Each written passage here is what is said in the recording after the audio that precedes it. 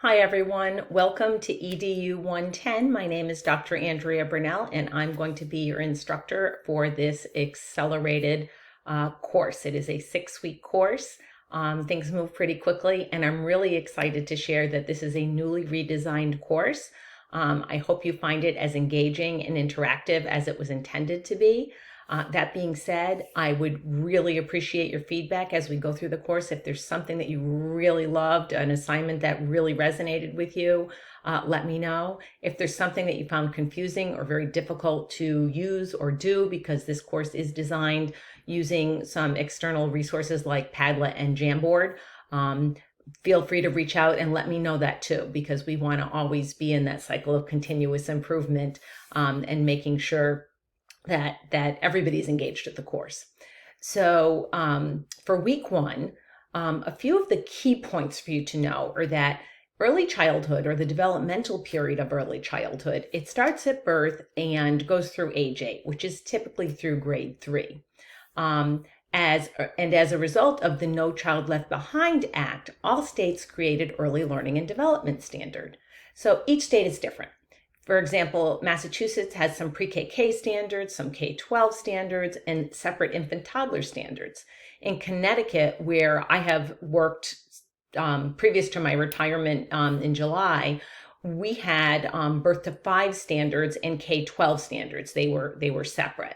So if you do not live in Massachusetts or Connecticut, you should probably go online to check what kind of learning standards for the period of early childhood there are in your state.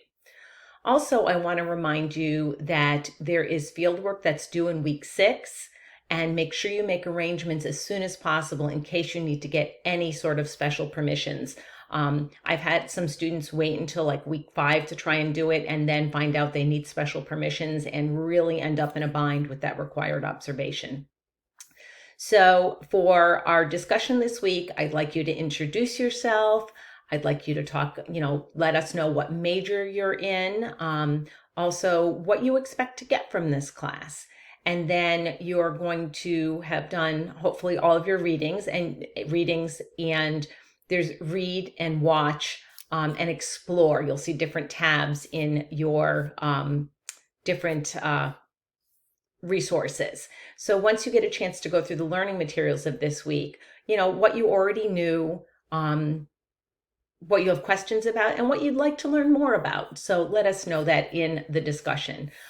Please remember that your discussion, the initial response to the prompt, is due by the end of the day on Thursday. I would encourage you to post earlier than that if you've been able to go through the materials. The longer that we have to sort of have our discussions asynchronously, the deeper and richer the discussions are. Please don't wait until Saturday to do all of your responses to your peers.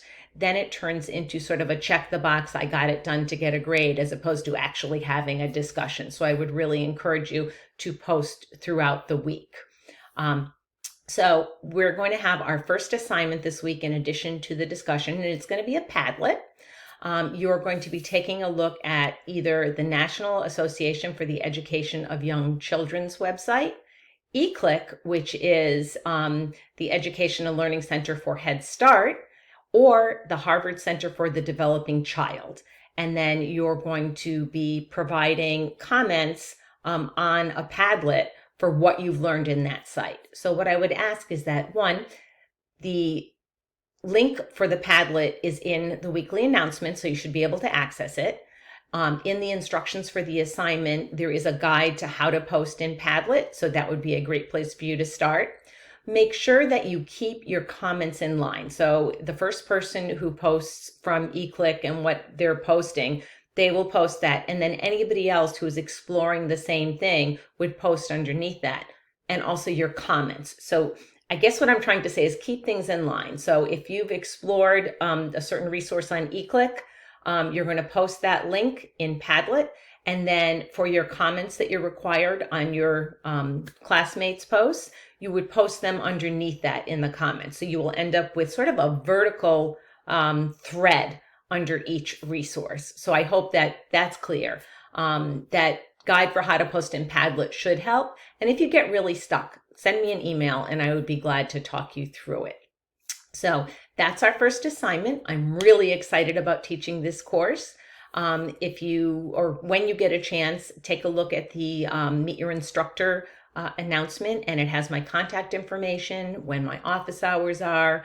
You can contact me either at the email listed in that or directly through Canvas. Either way will get to me. I'll respond to you typically within an hour or so, if not by the end of the day.